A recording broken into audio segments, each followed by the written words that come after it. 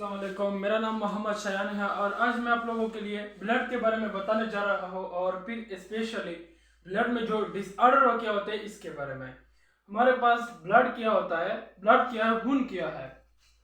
Blood is the mother और factory of nutrients. ये जो ब्लड जो है हमारे पास मदर है, माँ है, किस चीज की, फैक्ट्री है, शाबाश, किस चीज की, न्यूट्रिएंट्स की। मदर भी हम इसको कह सकते हैं और द फैक्ट्री ऑफ न्यूट्रिएंट्स भी हम इसको कह सकते हैं। और फिर इसके बाद जो दूसरा पॉइंट है वो ये है, blood work as a nutrient carrier. ये ब्लड जो है हमारे पास न्यूट्रिएंट कैरियर का काम करता है। और फिर इसके बाद मेरा मेरा फोकस जो है वो इस टॉपिक पर है कि ब्लड डिसऑर्डर क्या है। ब्लड डिसऑर्डर में हम अगर फिजियोलॉजी पर थोड़ा बहुत सोच कर ले तो फिजियोलॉजी में डिसऑर्डर के लिए या डिसीज के लिए एपिडेमियोलॉजी का वर्ड इस्तेमाल होता है। एपिडेमियोलॉजी का मतलब क्या है, means disorder of blood. Epidemiology का मतलब यह है कि जब खून के अंदर जब कोई डिस्टर्बेंस या डिसऑर्डर वगैरह हो जाए तो इसको हम कहते हैं एपिडेमियोलॉजी ऑफ ब्लड। और फिर इसके बाद ये डिसऑर्डर है कौन, या हमारे पास एनीमिया होगी, या हमारे पास ल्यूकीमिया होगी, या हमारे पास थैलेसीमिया होगी, या हमारे पास पॉलीसीमिया होगी। डिसऑर्डर में आते हैं, लेकिन बुक ने जो दिया हुआ है वो सिकल सेल एनीमिया है। Simply it is known as anaemia. इसको हम एनीमिया भी कह सकते हैं और सिकल सेल एनीमिया भी कह सकते हैं। ये सिकल सेल एनीमिया जो है और एनीमिया जो है हमारे पास किस चीज से रिलेटेड है, एरिथ्रोसाइट के साथ।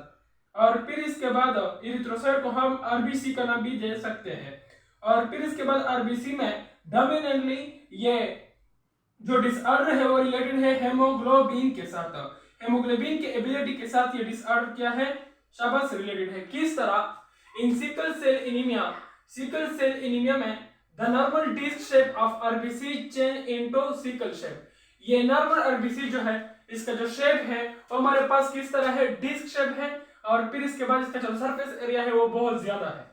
लेकिन ये स्ट्रक्चर जो है, ये नॉर्मल स्ट्रक्चर जो है, ये डिस्क शेप, ये किस शेप में तब्दील होगा, सिकल सेल में, दरांती की तरह। तो फिर इसकी जो सरफेस एरिया होगी वो कम होगी और इसकी जो ऑक्सीजन ट्रांसपोर्टेशन की एबिलिटी है हेमोग्लोबिन की, हमारे पास हेमोग्लोबिन है तो हेमोग्लोबिन की एबिलिटी जो है वो कम होगी। हमारे पास हेमोग्लोबिन जो है यह एट अ टाइम 4 ऑक्सीजन को कैरी कर सकता है ब्लड के अंदर। तो फिर हम आते हैं हाउ इज फॉर्म। ये हमारे पास जो सिकल सेल एनीमिया जो है किस तरह बनता है, व्हेन ए पर्सन, ये हमारे पास किस चीज की वजह से बनता है, ये हमारे पास एबनॉर्मेलिटी इन जीन में। जब एबनॉर्मेलिटी जीन में आ जाए तो इससे हमारा जो हमारे पास जो एनीमिया बनता है, सिकल सेल एनीमिया, वो इससे बनता है कि एबनॉर्मेलिटी जीन में आती है। और जब एबनॉर्मेलिटी जीन में आ जाए तो इसको हम क्या कहते हैं, तो इसको हम कहते हैं म्यूटेशन। क्या कहते हैं, it is occurred when glutamic acid is replaced by valine amino acid. जब glutamic acid valine amino acid पर रिप्लेस हो जाए, किस अमीनो एसिड पर, किस पोजीशन पर, शाबाश, पोजीशन नंबर 6 पर, तो इससे जो हमारा एनीमिया है या सिकल सेल एनीमिया है वो बन जाता है और ये हमारे पास ब्लड की डिसऑर्डर है। सो ड्यू टू दिस, इसकी वजह से normal haemoglobin does not carry on to properly to all tissue cell. और फिर इसके बाद हेमोग्लोबिन की जो एबिलिटी है वो डिक्रीज होती है और ये इसका फंक्शन ये है कि एट अ टाइम 4 ऑक्सीजन को कैरी करते हैं, तो ये एबिलिटी कम हो जाती है और ये पर्सन जो है, ये इंडिविजुअल जो है, it is suffered from anaemia और the phenomena is called anaemic phenomena या एनीमिक पर्सन। जब जिस शख्स को ये लाहिक हो जिसको हम कहते हैं एनीमिक पर्सन। फिर इसके बाद ये हमारे पास आर्टरी है और आर्टरी में हमारे पास ब्लड फ्लो करती है। हमारे पास ब्लड है, ब्लड के अंदर हमारे पास हेमोग्लोबिन है। हेमोग्लोबिन की जो स्ट्रक्चर है असल में यह हमारे पास आरबीसी है और आरबीसी में हेमोग्लोबिन हुआ क्या होता है, जब आरबीसी का स्ट्रक्चर डिस्क शेप से दरांती की तरह सिकल सेल में तब्दील हो जाए तो यहाँ पर तो सरफेस एरिया बहुत ज्यादा है, लेकिन यहाँ पर सरफेस एरिया बहुत कम हो गया। तो इससे हमारा सिकल शेप जो हेमोग्लोबिन है इसका या प्रॉपरली जो हमारे पास आरबीसी है, इसका जो स्ट्रक्चर होता है, साइज होता है, शेप होता है, वो सिकल सेल में कन्वर्ट होता है। That's why it is called sickle cell anaemia. इसकी इस वजह से, ये इस शेप की वजह से इसको हम सिकल सेल एनीमिया कहते हैं। और फिर इसके बाद कॉजेस क्या होता है, इस वो ये किस चीज से लाहिक होती है, म्यूटेशन की वजह से। और ये म्यूटेशन हमारे पास जीन म्यूटेशन है, क्योंकि यहाँ पर 1 अमीनो एसिड रिप्लेस हुआ, जो हमारे पास ग्लूटामिक एसिड है नॉर्मली, तो फिर जब ग्लूटामिक एसिड की जगह पर वेलिन अमीनो एसिड आ जाए तो इससे हमारा सिकल सेल एनीमिया बन जाता है। अब फॉर योर इंफॉर्मेशन में मैंने लिखे कि आरबीसी में कौन सा सिस्टम है, 29 एंजाइम सिस्टम है। और फिर इसके बाद ब्लड के अंदर, आरबीसी के अंदर हेमोग्लोबिन की अमाउंट कितनी है, 2 करोड़ से लेकर 4 करोड़ तक।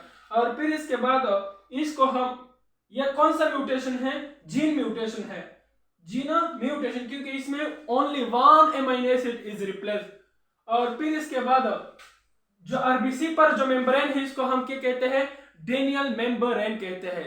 The membrane which is surrounded by RBC is called Daniel membrane. और फिर इसके बाद ब्लड ग्रुपिंग जो है, हमारा ब्लड ग्रुपिंग जो है, blood ABO blood group system है, जो हमारे पास किस चीज में आता है, शाबाश, कोडोमिनेंट में। रिसेसिव है, कोडोमिनेंट है, इनकम्प्लीट डोमिनेंट है। ये हमारे पास ब्लड जो है, ये हमारे पास किस चीज में आता है, शाबाश, कोडोमिनेंट में। और इसका जो ब्लड ग्रुपिंग का जो करेक्टर होते हैं, वो किस क्रोमोसोम पर मौजूद होते हैं, क्रोमोसोम नंबर 11 पर। यह हमारे पास सिकल सेल एनीमिया की कहानी थी। जब ब्लड ज्यादा हो जाए, जब आरबीसी ज्यादा हो जाए, तो इसको हम कहते हैं पॉलीसीथमिया।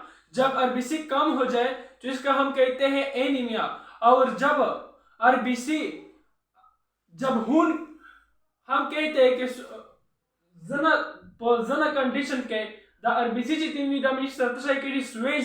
तो इस कंडीशन को हम क्या कहते हैं, थैलेसीमिया कहते हैं। और थैलेसीमिया भी हमारे पास क्या है, म्यूटेशन की वजह से ये वाकया होता है।